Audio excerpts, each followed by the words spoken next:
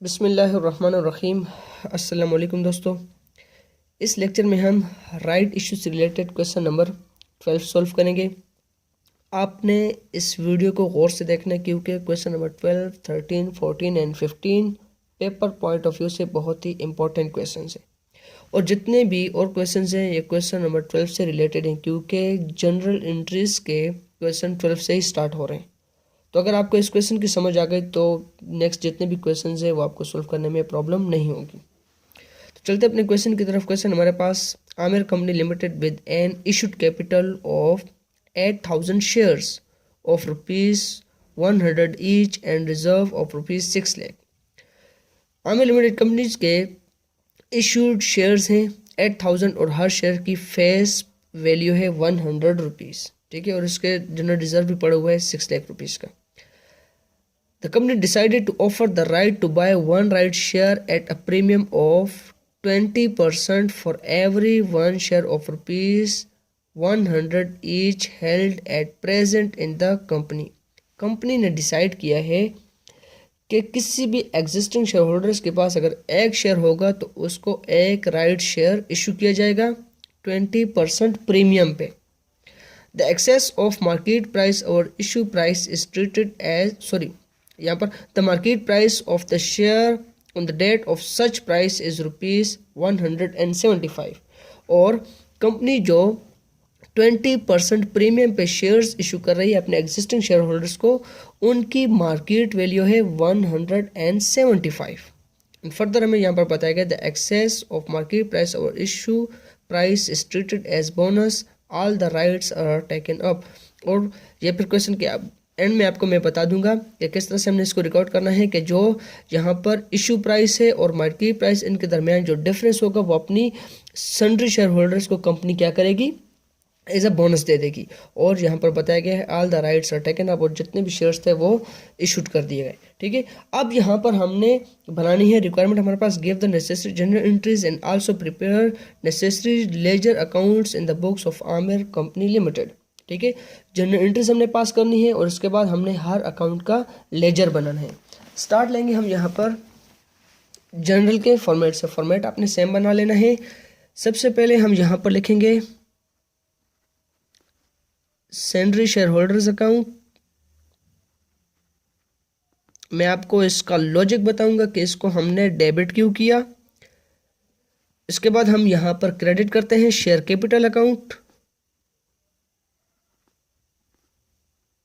और then share premium account. हमेशा आपने ये 3 एंट्रीज यहां पर करनी है, sundry share holders account debit, share capital account के क्रेडिट और शेयर प्रीमियम अकाउंट भी क्रेडिट कर देना है। लॉजिक मैं आपको बताता हूं कि इसको हमने यहाँ पर डेबिट क्यों किया और इन दोनों को हमने यहाँ पर क्रेडिट क्यों किया। सबसे पहले यहाँ पर हम फाइंड आउट करते हैं सन्ड्री शेयर होल्डर्स अकाउंट को। सन्ड्री शेयर होल्डर्स अकाउंट का हम यहाँ पर फार्मूला लगाते हैं।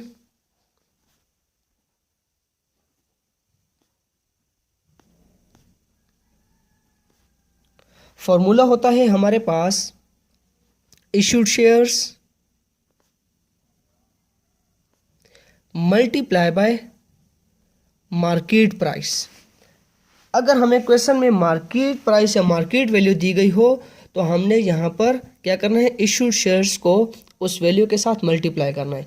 अगर हमें क्वेश्चन में मार्केट प्राइस या मार्केट वैल्यू ना दी गई हो तो फिर हमने सेल प्राइस से इशूड शेयर्स को मल्टीप्लाई करना है। किसके लिए, सन्ड्री शेयर होल्डर्स को फाइंड आउट करने के लिए। अब हमारे पास यहाँ पर इशूड शेयर्स कितने हैं, 8,000 जो हमें क्वेश्चन में बताए गए हैं, और मार्केट प्राइस हमारे पास यहाँ पर 175। 8,000 मल्टीप्लाई बाय 175 हमारे पास यहाँ पर आंसर आएगा 14 लाख रुपीस और 14 लाख को हमने यहाँ पर कर देना है डेबिट।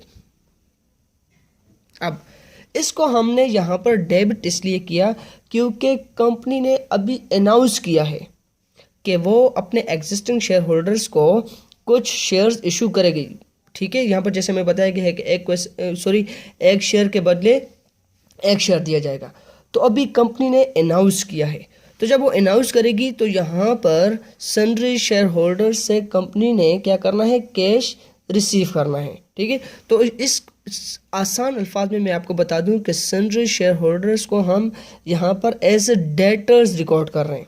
तो हमारे यहाँ पर डेटर्स एसेट हैं और एसेट जब इंक्रीज होते हैं तो डेबिट हो जाते हैं। अक्सर टीचर्स बस रटवा देते हैं आपको कि आपने सन्ड्री शेयर होल्डर्स को डेबिट कर देना है, शेयर कैपिटल को क्रेडिट कर देना है, शेयर प्रीमियम को क्रेडिट कर देना है।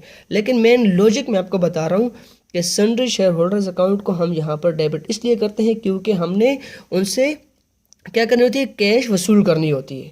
ठीक है, जैसे हमारे पास हम जब बोनस शेयर्स के क्वेश्चन सॉल्व कर रहे थे तो हम वहाँ पर हमने bonus to share holders account को क्रेडिट करते हैं पहली एंट्री में। क्यों?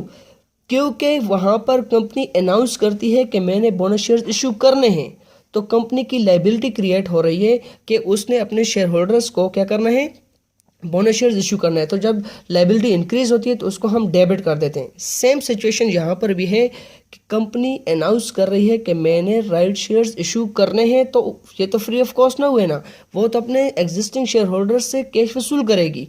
तो इस सेंस में हम क्या करते हैं, सन्ड्री शेयर होल्डर्स अकाउंट को एज अ डेटर यहाँ पर डेबिट कर देते हैं।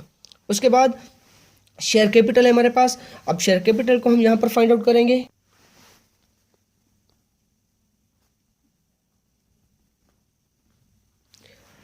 शेयर कैपिटल का फॉर्मूला होता है हमारे पास issued shares multiply by face value.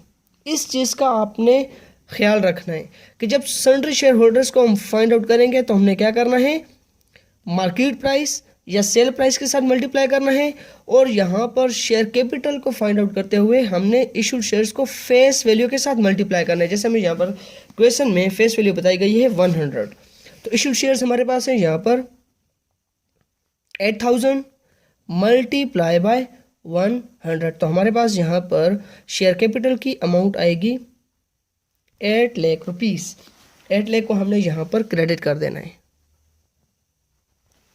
अब देखिए शेयर कैपिटल को क्रेडिट क्यों किया, क्योंकि कंपनी का कैपिटल इंक्रीज हो रहा है। तो हम रूल्स में कहते हैं कि जब कंपनी का कैपिटल इंक्रीज होता है तो उसको क्या कर देते हैं, यहाँ पर क्रेडिट कर देते हैं। एंड लास्ट वन हमारे पास यहाँ पर शेयर प्रीमियम। शेयर प्रीमियम को फाइंड आउट करना है।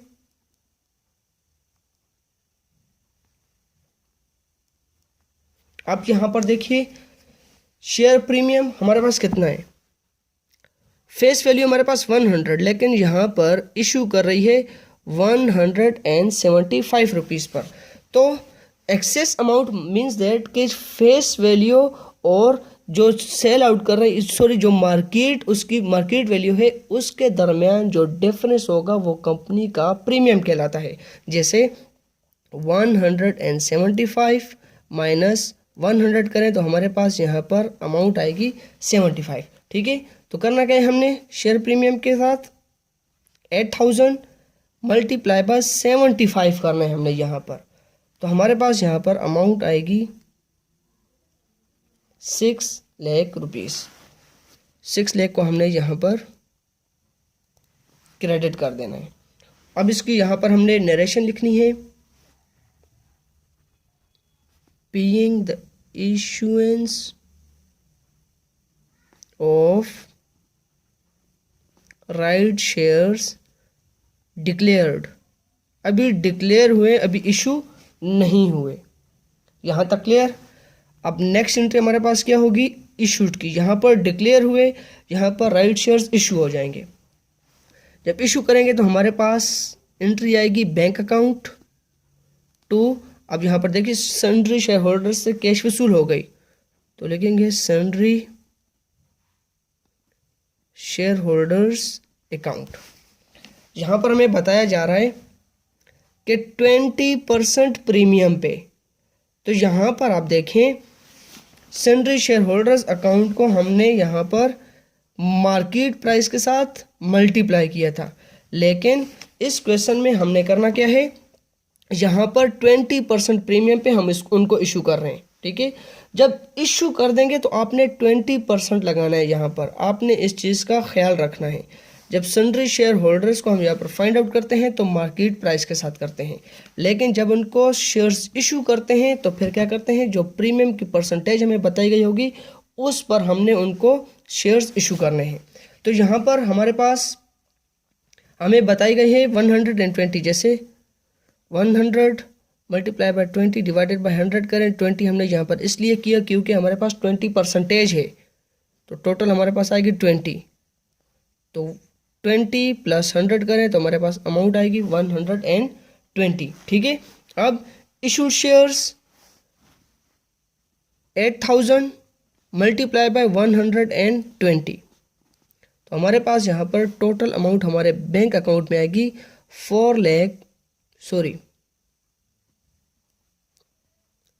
9,60,000 रुपीज़। बैंक हमारा एसेट है और एसेट्स जब इंक्रीज होते हैं तो डेबिट हो जाते हैं, इसलिए यहाँ पर इनको डेबिट किया। अब सन्ड्री शेयर होल्डर्स अकाउंट को क्रेडिट कर देंगे सेम अमाउंट के साथ 9,60,000 रुपीज़। यहाँ पर हमारे डेटर्स डिक्रीज हुए, उनसे कैश वसूल हो गई, तो डेटर्स हमारे एसेट्स हैं और एसेट्स जब डिक्रीज होते हैं तो क्रेडिट हो जाते हैं। और यहाँ पर हमने नरेशन लिखनी है बीइंग राइट शेयर्स इशूड।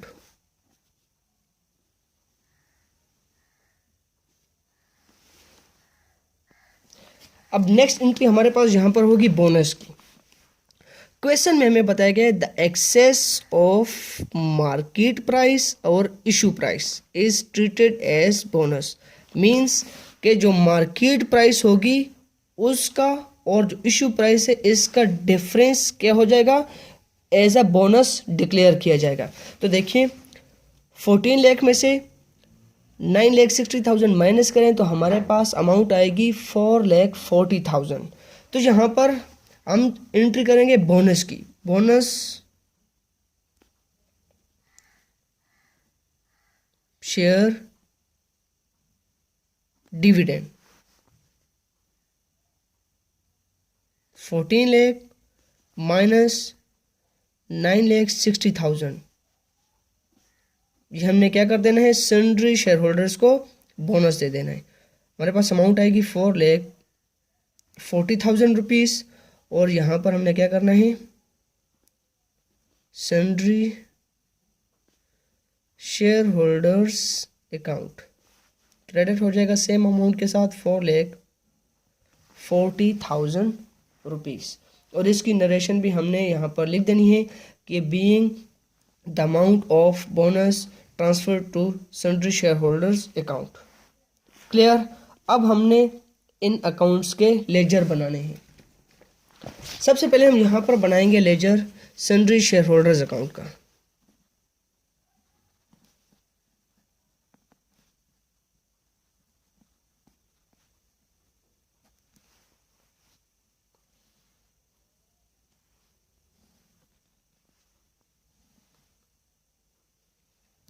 यहाँ पर आप देखिए लेजर में आपको आसान तरीन तरीके से करना सिखाऊंगा।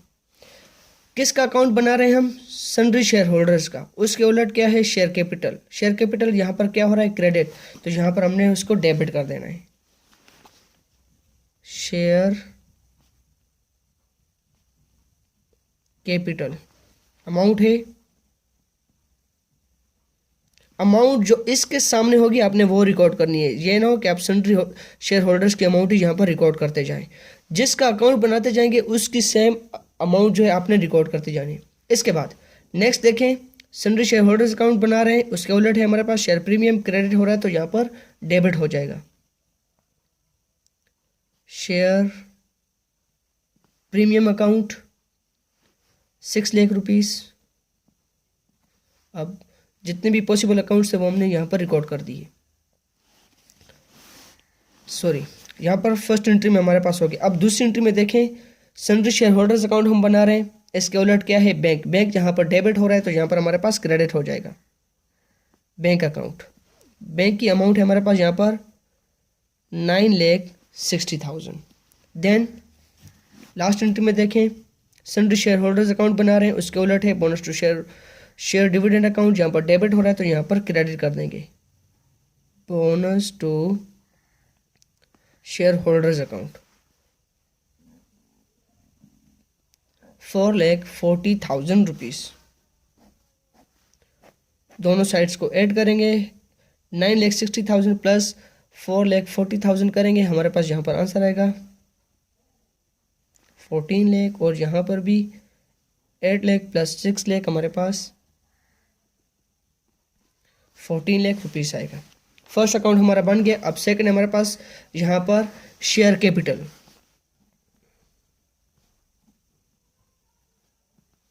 Share capital account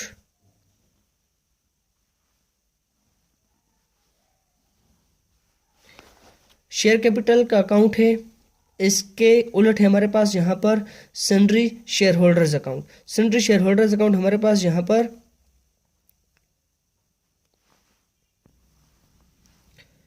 share capital के उलट सन्ड्री शेयर होल्डर डेबिट हो रहा है, तो हमारे पास यहाँ पर sundry share holders account, sorry ये गलती आपने भी नहीं करनी। देखिए शेयर कैपिटल के उलट जो सन्ड्री शेयर होल्डर है, आपने उसके सामने 14 लाख रुपीज़ यहाँ पर रिकॉर्ड नहीं करने, आपने यहाँ पर 8 लाख रुपीज़ ही रिकॉर्ड करने हैं, 8 लाख, ठीक है। अब और कोई भी यहाँ पर शेयर कैपिटल का अकाउंट नहीं है, तो हमने यहाँ पर इस अकाउंट को क्लोज कर देना है। 8 लाख एंड 8 लाख। अब यहाँ पर इसको डेबिट साइड पर रिकॉर्ड कर देंगे 8 लाख रुपीज़, जो होगा हमारा बैलेंस कैरेट डाउन। अब नेक्स्ट अकाउंट है हमारे पास यहाँ पर शेयर प्रीमियम का।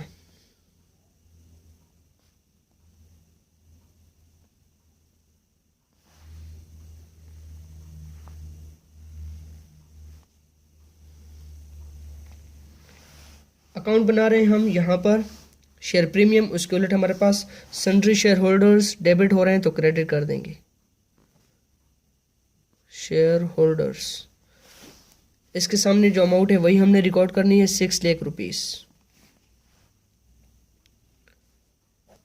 अब यहाँ पर शेयर प्रीमियम का और कोई अकाउंट नहीं है, तो हमने यहाँ पर क्लोज कर देना है। 6 लाख यहाँ पर सेम इट इज लिख देंगे, यहाँ पर भी। अब यहाँ पर डेबिट साइड पर सेम अमाउंट लिख देंगे, 6 lakh rupees balance carried down. Clear. अब यहाँ पर बैंक अकाउंट हमने बनाना है। नेक्स्ट बैंक अकाउंट,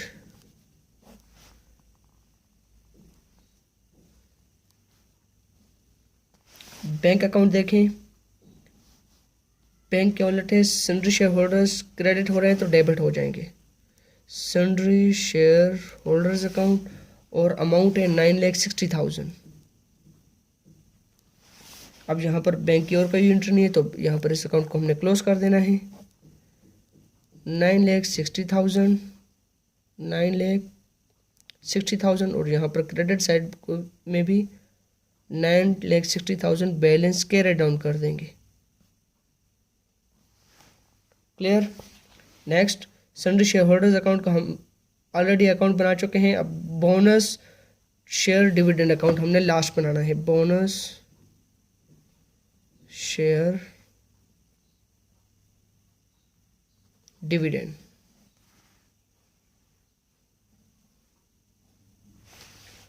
इसके उलट है sundry share holders account, credit हो रहा है तो डेबिट हो जाएगा sundry share holders account. Amount है हमारे पास यहाँ पर 4,40,000, और कोई अकाउंट नहीं है यहाँ पर बोनस शेयर डिविडेंड का, तो अकाउंट को क्लोज कर देंगे। 4,40,000, 4,40,000 रुपीज़, और यहाँ पर क्रेडिट साइड पर भी लिख देंगे 4,40,000 रुपीज़, जो होगा हमारा बैलेंस कैरेट डाउन। क्लियर। तो यहाँ पर जितने भी अकाउंट्स थे उनको हमने यहाँ पर लेजर में रिकॉर्ड कर दिया। अगर अब हम इन लेजर्स को ट्रायल बैलेंस में रिकॉर्ड करें तो हमें पता चल जाएगा कि हमारा यहाँ पर आंसर ठीक है या गलत। हमारी क्वेश्चन की रिक्वायरमेंट बस यहीं तक थी। मैं आपको फर्दर जस्ट बता रहा हूँ कि हमारा क्वेश्चन ठीक है या नहीं। देखिए यहाँ पर बैलेंस कैरेट डाउन हमारे पास 8 लाख रुपये, दूसरे हमारे पास यहाँ पर डेबिट साइड पर 6 लाख। इन दोनों को हम ऐड करेंगे तो हमारे पास आंसर आएगा 14 लाख रुपीज़। और यहाँ पर क्रेडिट साइड पर हमारे पास यहाँ पर 9,60,000 और 4,40,000, तो ये भी हमारे पास, इन दोनों को भी ऐड करें तो हमारे पास आंसर आएगा 14 lakh rupees. It means that कि हमारा क्वेश्चन ठीक है। उम्मीद है आपको क्वेश्चन अच्छी तरह समझ आ गया होगा। मिलेंगे नेक्स्ट क्वेश्चन के साथ। अल्लाह हाफिज़।